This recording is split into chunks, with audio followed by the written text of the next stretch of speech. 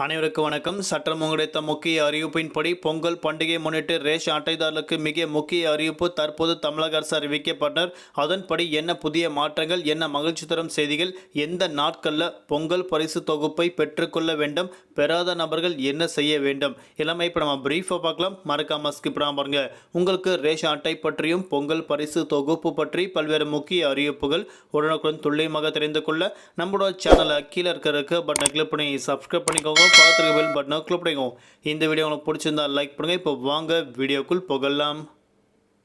பொங்கல் பண்டிகை முன்னிட்டு தமிழகம் முழுவதும் பொங்கல் பரிசு தொகுப்பு நாளை முதல் அனைத்து ரேஷன் கடைகளிலும் விநியோகம் செய்யப்படும் என தற்போது தமிழக அரசு அறிவிக்கப்பட்டாங்க.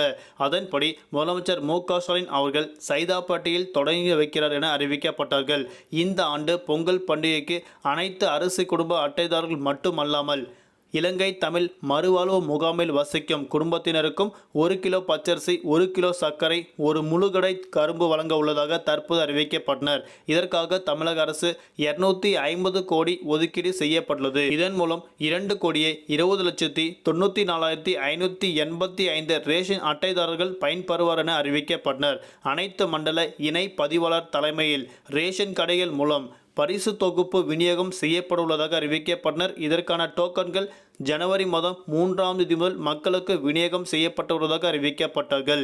பொங்கல் பரிசு தொகுப்பு தமிழகம் முழுவதும் நாளை முதல் விநியோகம் செய்யப்பட உள்ளது.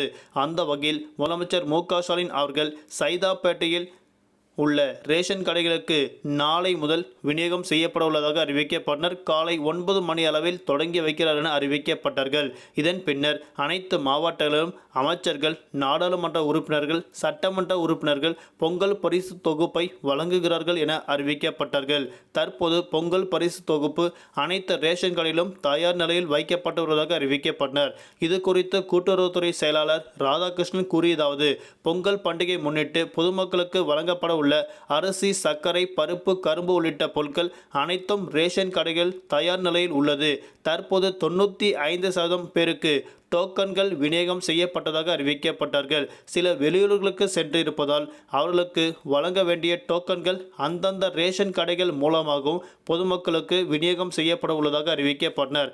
வரக்கூடிய ஜனவரி மாதம் 13ஆம் தேதி வரை பொங்கல் பரிசு தொகுப்பு வழங்கப்பட உள்ளதாக அறிவிக்கப்பட்டனர்.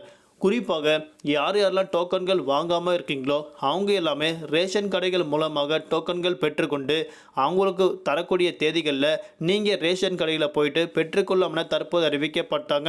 அதே போன்று நாளை மறுதினம் அனைவருக்கும் ரூபாய் 1000, மகளிர் உரிமை தொகையாக ரூபாய் 1000 அனைவரோட வங்கி கணக்கில் வரவு வைக்கப்படும். தற்போது தமிழக அரசு ஒரு முக்கிய அறிவிப்பு கொடுக்கப்பட்டனர். நன்றி, வணக்கம்.